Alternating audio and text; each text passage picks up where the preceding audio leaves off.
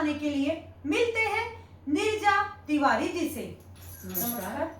नमस्कार मित्रों, जय सिया राम। सर, भाव की चर्चा में चतुर्थ भाव तक हम पिछले एपिसोड में बात कर चुके हैं।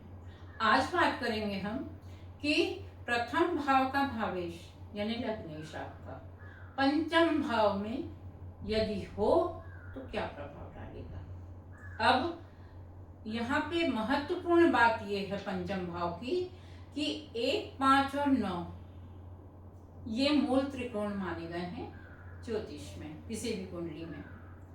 तो मूल त्रिकोण में भी आता है पंचम भाव। नैसर्गिक गुण है उसका विद्या, बुद्धि और संतान।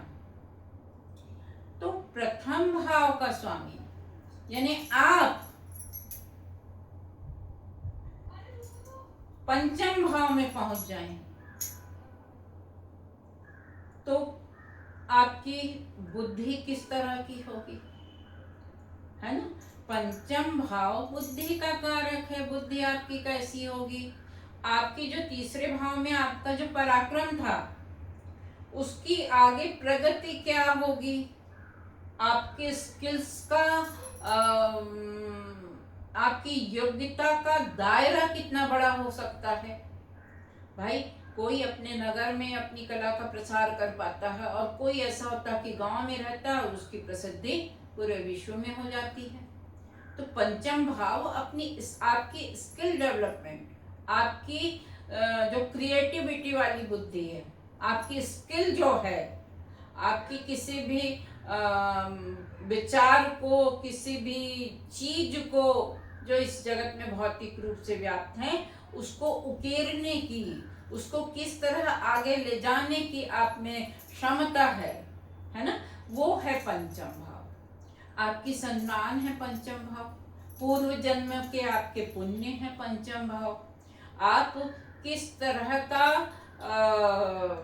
पुण्य लेकर आए हैं इस संसार में, आपकी वो वृत्ति आपके इस जन्म में भी झलकेगी। मान लीजिए आप पूर्व जन्म में अपनी जो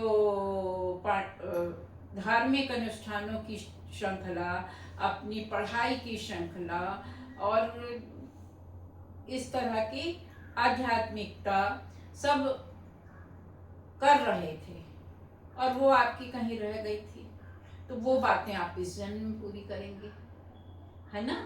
तो पूर्व जन्म के पुण्य भी हमको यहाँ पे करने के लिए हमको ईश्वर ने भेजा है, और पूर्व जन्म के पाप भी होते हैं जो पितृदोष के रूप में आते हैं, वो आगे के भाव में है वो बात।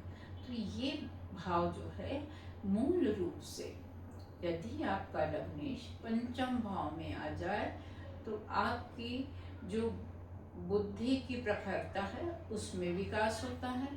आपकी संतान कैसी होगी, संतान होगी कि नहीं होगी, या हो के भी आपके साथ ना हो आपकी संतान, ये सारी बातें पंचम भाव में देखी जा सकती हैं जब प्रथम भाव का स्वामी पंचम भाव में हो।